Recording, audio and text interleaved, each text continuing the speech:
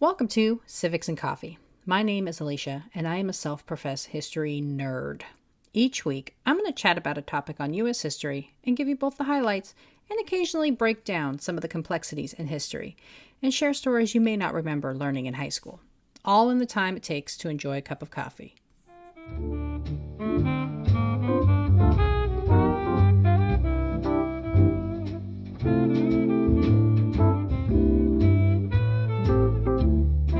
Hey peeps, welcome back. I mentioned last week that I was going to be doing a few episodes on the Washingtons. Many articles, books, and documentaries have been spent diving into the life and mind of our first president. And for good reason. He created the basic foundation of what we know as the modern presidency. He also played key roles in the early years of the Republic. He's even been mentioned a few times here on this podcast. Check out the episodes on the French and Indian War, American Revolution, the Culper spy ring, and the episode on the run-up to the Constitution Convention for his cameos. So, when discussing this quote-unquote founding father, what is there left to say? I decided I would approach the episodes on George in a pre-presidential and presidential segment. Though it hardly seems fair to divide the man's life by 57 years and 10 years respectively, I think it's important to do a deep dive into his presidency since he very much paved the way for how the presidency would function and set the tone for future generations. So, this week, I'm going to dive into the pre-presidential life of the first president, George Washington. Grab your cup of coffee, peeps. Let's do this. George Washington was born on February 22, 1732, at Pope's Creek in Westmoreland County, Virginia. He was the first of 6 children born to his father, Augustine, who served as a planter and justice of the peace, and his mother, Mary Ball Washington. Mary was Augustine's second wife, and George also had 4 siblings from his father's first marriage. The family owned several thousand acres in Virginia, and in 1734, Washington and family moved up the Potomac River to take up residence in what was then known as Little Hunting Creek Plantation. Originally leased from his sister, Augustine Washington purchased the land outright and eventually built a modest home for his growing family. Now known as Mount Vernon, George would only spend 4 years on the property before his family moved again to Ferry Farm in 1738. Located on a hill recessed from the Rappahannock River, Ferry Farm was a 260-acre tract of land close to Fredericksburg. The 2-story home contains 7 rooms and is described in Washington's biography by Ron Chernow as a handsome dwelling house. Located along the river, the home was in the direct path of the ferry, hence the title of the property. As a youngster, George idolized his older brother Lawrence. The oldest of Washington's children, Lawrence was educated overseas and had a successful military career, earning a British Royal Commission, something younger brother George would attempt but never achieve. Lawrence's influence and impact increased when the patriarch of the family died when George was just 11 years old. Passing away on April 12, 1743, Augustine Washington was just 49, and his premature passing would infuse George with a sense of weariness about early death throughout his life. Upon his father's passing, George inherited various tracts of land, including Ferry Farm, and 10 enslaved individuals. The larger estates went to the elder brothers in the family, with Lawrence receiving the eye of the prize and George's dream home, Mount Vernon. But being that he was only 11, George was not yet able to take control of the property. That responsibility went to Mother Mary. And Mary did not come to play, y'all. She maintained control of the family farm for nearly 30 years, well past George's ascent into adulthood. Many who studied Washington know his relationship with his mother was odd and a bit cold. Mary is described as somewhat of a tyrant, but oddly enough, she and her son were similar in many ways. Widowed at 35, Mary had to contend with raising 5 children, managing a farm, and overseeing the enslaved individuals left to her son. Unlike many people during this time, Mary never remarried. While there is no expressed reason for this, marriage during this time was made with monetary advancement in mind, and women were assessed in part by what they brought into the marriage, such as property or slaves. While 260 acres sounds amazing to us today, especially this California native, it wasn't all that spectacular back then. Add to that she was older and perhaps seen as past her child-rearing days with 5 children of her own, and I think perhaps Mary was maybe filtered out of the marriage pool. But Mary ruled with an iron fist. She was very hard on George, and this only increased his neuroses as an adult. In Ron Chernow's biography of Washington, he writes of the impacts of the mother-son relationship, saying, quote, "The hypercritical mother produced a son who was overly sensitive to criticism and suffered a lifelong need for approval." End quote. The obsession about reputation and status followed Washington throughout his life. Honor and reputation were an important political tool during the early republic, but Washington was notoriously thin-skinned and in constant worry about what others thought of him. Mother and son would have a formal relationship for the rest of Mary's life. In letters to his mother, he always addressed her as honored madam and ended by some form of your dutiful son. No dear or love here. It is this tense relationship that spurred Washington to seek solace with his older brothers, and he would often visit both Lawrence and Augustine Jr. And while he had hopes of attending school overseas like his brothers, the premature death of his father dashed those chances. His lack of formal education haunted him into adulthood, and he is the least formally educated of the Founding Fathers. But what he lacked in formal education, he strived to make up for in sheer willpower, working throughout his life to increase his knowledge by watching others and reading newspapers, magazines, and books. Due to the smaller estate left to young George, the family struggled financially. These struggles got to the point where George had to quit school and turn to surveying to help his family make ends meet. This seemed to be a natural talent and a joy for George, who loved being outdoors and was good at math. He made surveys of several areas of Virginia and, aided with his brother Lawrence's connections, was appointed the surveyor of Culper County. He met the infamous Sally Fairfax when he was 16 and she 18. Sally was the wife of his neighbor, and she was well-educated, sophisticated, and part of the higher class of Virginia society.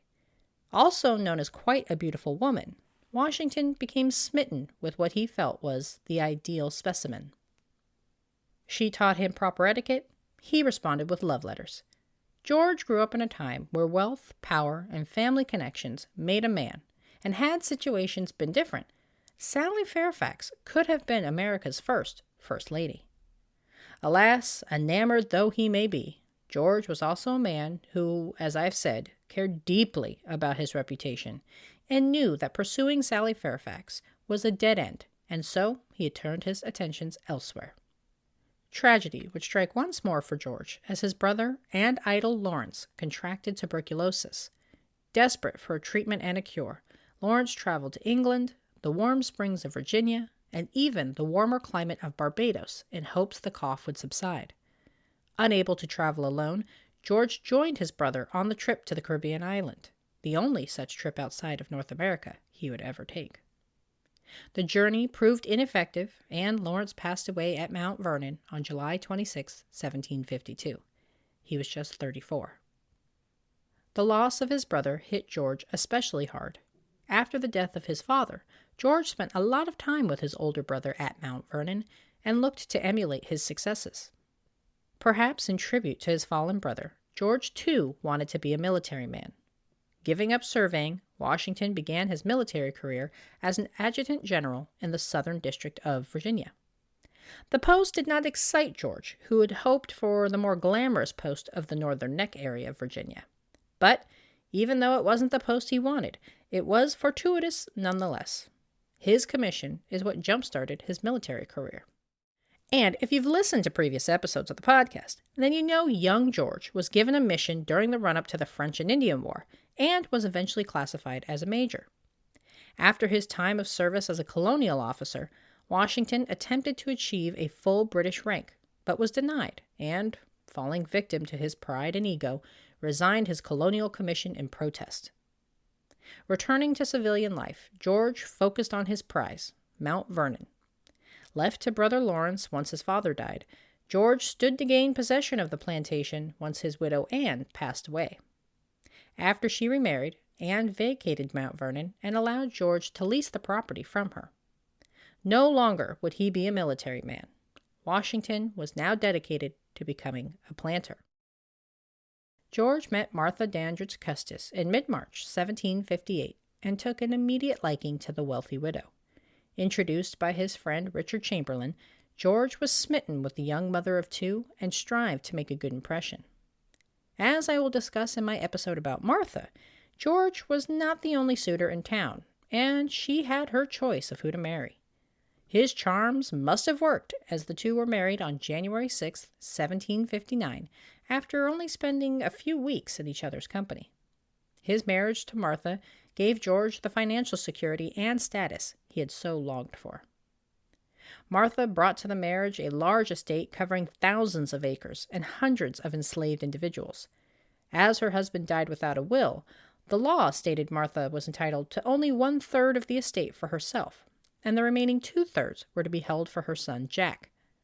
By marrying Martha, George gained wealth, but he also gained a responsibility to successfully manage the estate in trust for his new stepson. And while his military career did not get off to the greatest of starts, the American Revolution served as a relaunch of sorts for his career. Nominated to be the commander-in-chief of the Revolutionary Army by John Adams, Washington took charge in June of 1775. The war proved challenging. I mentioned in my episode on the Revolution that the Army was a mix of random colonial men without any formal training. Add to this the unorganized approach to supporting the Army, and Washington was getting hit from all sides. Unable to fund salaries, supplies, or food, he constantly battled low morale and an unreliable Congress.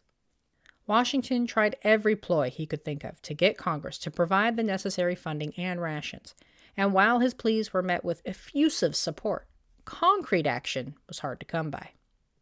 And though the colonists ended up winning the Revolution, it was not due to some brilliant military action on Washington's part.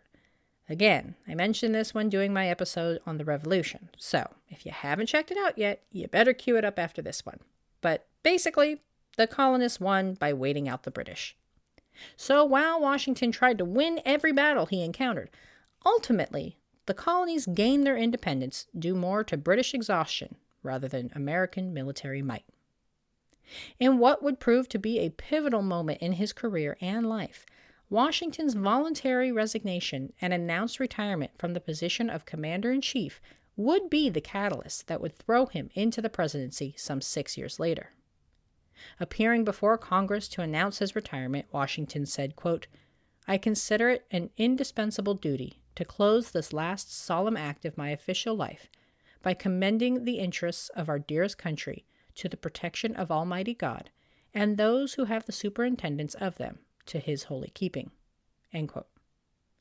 The next time we visit the story of Washington, it will be to discuss his establishment of the executive and his influence over the position of President of the United States.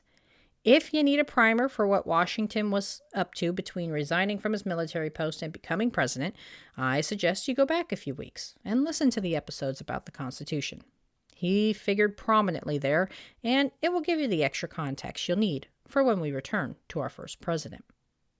Until then, be sure to check out the website, civicsandcoffee.com, where you can get show notes, prior episodes, and information on how you can support the pod.